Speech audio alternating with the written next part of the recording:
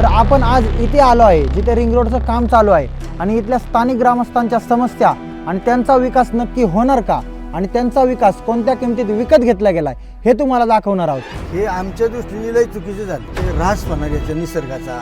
5 पट करून म्हणजे आमच्यावर लय उपकार झाले सरकारचे।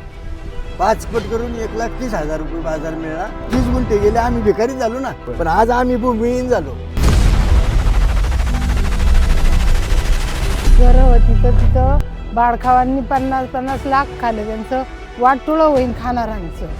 पूर्ण लोक बेघर झाली। ह्या जो रस्ता चाललाय या रस्त्याचा कुणाला काही फायदा नाही। स्थानिक लोकांची तळमळ इथं लागलेली आहे।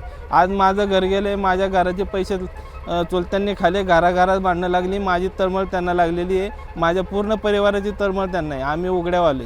70% लोकांच्या जमिनी अशा वरकास गेल्या, 30% लोकांच्या पिकाखालच्या जमिनी गेल्या।